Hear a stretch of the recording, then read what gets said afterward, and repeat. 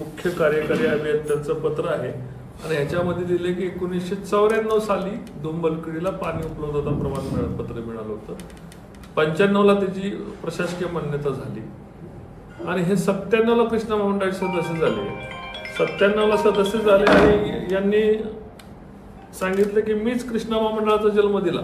1 वर्ष आधी जाऊन 96ला महामंडळ स्थापन झालं. हे उपाध्यक्ष 97ला झाले आणि 94ला जाऊन त्यांनी धुमबलकोडीचा जन्म घातला आणि त्याची सुरुवात 1988 साली झाली होती. त्याची पत्र आपल्याकडे 1992ला जे 1992चं जे हे याचं पत्र आहे आणि ह्या पत्रामध्ये धुमबलकोडी धरण कसं व्हावं याचा प्रस्ताव शासनाकडे आला. हा त्याचा प्रस्ताव 1992. 92 मध्ये आणि रामराजांचा 92चा काही संबंध आहे का?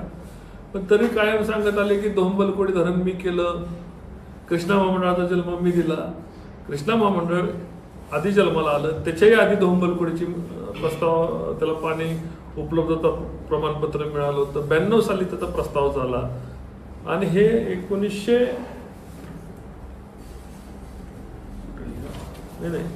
रामराजे साहेबांची मान्यता 1997ची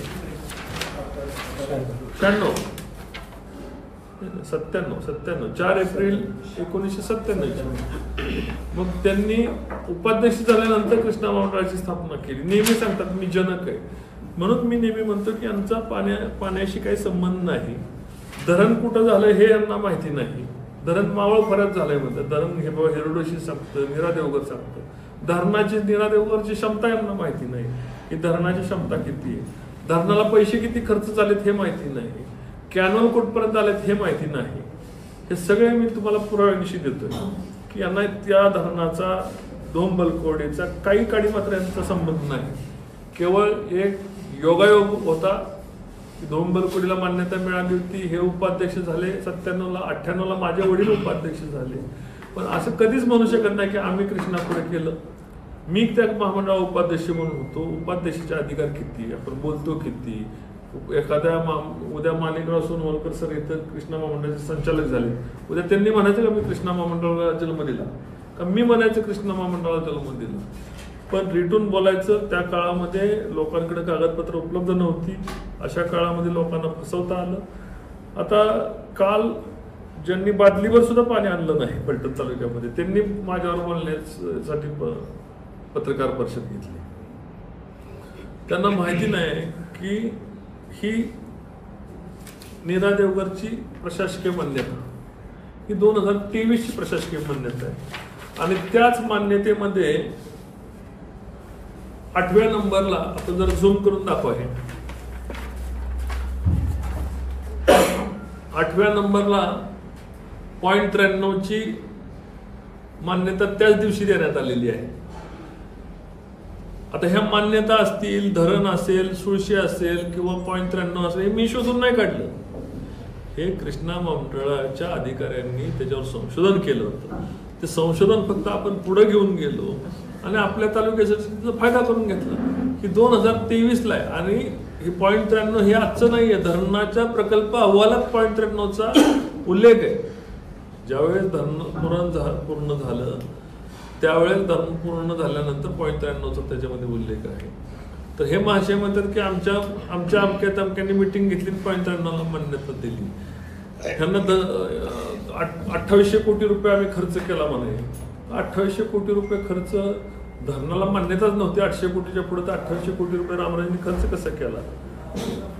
सांगायचा उद्देश असा आहे की खोटं बोल, रिटून बोल, अशा पद्धतीची ही प्रवृत्ती.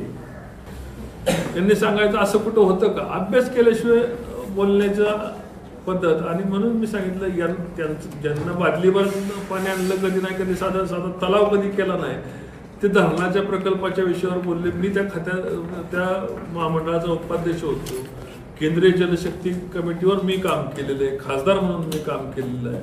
आपण अभ्यास न करता पत्रकार परिषदेमध्ये अशा पद्धतीचं बोलणं योग्य नाही. त्याच्यामध्ये राम सातपुते साहेबांनी असं कुठं म्हटलं नव्हतं की मला फलटण तालुक्याचं पाणी पाहिजे. कुठेही झालं, नीरा उजव्या कालव्यावर फक्त फलटण तालुका आहे का? भोर आहे. नीरा उजव्या कालव्यावर भोर नाही, खंडाळा आहे, फलटण आहे, माळशिरस आहे, सांगोला आहे, पंढरपूर आहे, बारामती आहे, इंदापूर आहे, अनेक तालुक्यात राम सातपुतेने मागणी केल्यावर ते 5 तालुके का नाही आले? ह्यांनीच का सांगितलं की आमच्या तालुक्याचं पाणी कमी होऊ शकतं? केवळ यांना राजकारण करायचं. लोकांच्या मध्ये पराभवानंतर कुठंतरी आपल्याला लोकांनी विचारलं पाहिजे म्हणून खोटारडेपणा केला. रामराजे साहेब त्या मिटिंगला होते, असा कुठेही विषयच झाला नाही मिटिंगमध्ये. आणि मी मिटिंग संपताना मी सांगितलं की अशा प्रकारचा चुकीचा आरोप त्यांनी कालवा समितीवर किंवा मंत्री महोदयांवर किंवा शासनावर, सरकारवर आणि आमच्यावर करायला नको पाहिजे होता. तो मुद्दा निकालीत निघाला. आदरणीय विखे पाटील साहेबांनी फोनद्वारे ज्या मुलाखतीत सांगितलं होतं की रामराजे याच्यामध्ये बुद्धिभेद करतायत, असा कुठलाही प्रस्ताव विचारात येत नाही. असला तरी तो त्यांना अधिकार नाही हे त्यांनी स्पष्ट सांगितलं.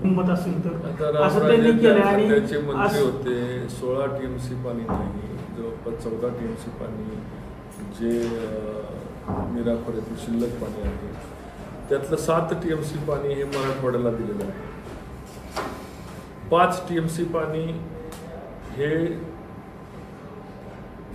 चेन्नई शहराकरता त्याचं रिझर्वेशन निरेच्या पाण्यावर झालेलं आहे. तुम्ही म्हणाल चेन्नई कुठं, निरा कुठं, तर त्याचा माजी आमदार, माजी खासदार याविषयी काहीतरी बोलले आणि बोलत असताना रामराजे साहेबांचा ह्या पाणी प्रश्नाच्या संदर्भात काही अभ्यास नाही अशा प्रकारचं भाष्य केलं. मला वाटतं हे अशा प्रकारचं भाष्य करणारा हा एकमेव माजी खासदार असावा. कारण रामराजे साहेबांचा कृष्णा खोऱ्याच्या संदर्भामध्ये, कृष्णा खोऱ्यामध्ये असलेल्या पाण्याच्या संदर्भामध्ये किती अभ्यास आहे हे संपूर्ण महाराष्ट्र आणि यामध्ये जाण असणारे तज्ज्ञ मंडळींना सर्वांना माहिती आहे.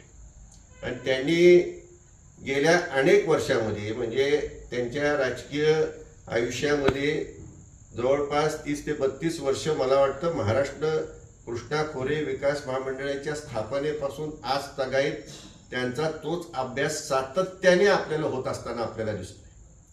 त्यामुळं माजी खासदारांनी अशा प्रकारचं भाष्य करणं म्हणजे त्यांचा किती कशाचा अभ्यास आहे त्यांच्या त्या संपूर्ण मुलाखतीवरून माझ्या लक्षात आलं. आणि मला त्याची कीव करावीशी वाटते की त्यांना ह्यातलं काहीच ज्ञान नाही. आणि काही ज्ञान नसताना काही त्या ठिकाणी रेटत बसायचं असं होत नाही. याच्यामध्ये राजकारण कुठल्याही प्रकारचं नाही. ज्या फलटण तालुक्यासाठी, ज्या खंडाळा तालुक्यासाठी, त्यामध्ये माळशिरसचा सुद्धा भाग आहे, नीरा देवघर धरण झालं, त्या लाभक्षेत्रामध्येच त्याचं पाणी मिळावं अशा प्रकारची रास्त मागणी त्या ठिकाणी आहे. ह्याच्यापेक्षा अधिक काही नाही आणि ह्याच्या मागं कुठल्याही प्रकारचं राजकारण नाही. वास्तविक कृष्णा खोऱ्याची स्थापना या ठिकाणी मी स्पष्टपणे सांगू इच्छितो आणि ह्याला जर कोणाला आव्हान करायचे तर त्यांनी जरूर करावं. कृष्णा खोऱ्याची स्थापना आणि कृष्णा खोऱ्यामधून जी धरणं करण्याची आवश्यकता होती, जे पाणी अडवण्याची आवश्यकता होती, जवळपास 95-96 TMC पाणी अडवण्याची आवश्यकता होती. अन्यथा त्या पाण्यावरती महाराष्ट्राचा हक्क जाणार होता. ते पाणी अडवण्यामध्ये खऱ्या अर्थाने जर कोणाला यश मिळालं असेल, जे महाराष्ट्राला यश मिळालं पाणी अडवण्यामध्ये, कृष्णा खोऱ्याच्या माध्यमातून त्याची स्थापना करणारे श्रीमंत रामराजे साहेब हेच आहेत हे मी ह्या ठिकाणी आवर्जून आपल्याला सांगू इच्छितो. आणि त्यांना अभ्यास नाही असं म्हणणं म्हणजे अत्यंत चुकीचं आहे. त्यांचा याच्यामध्ये गाढा अभ्यास आहेच.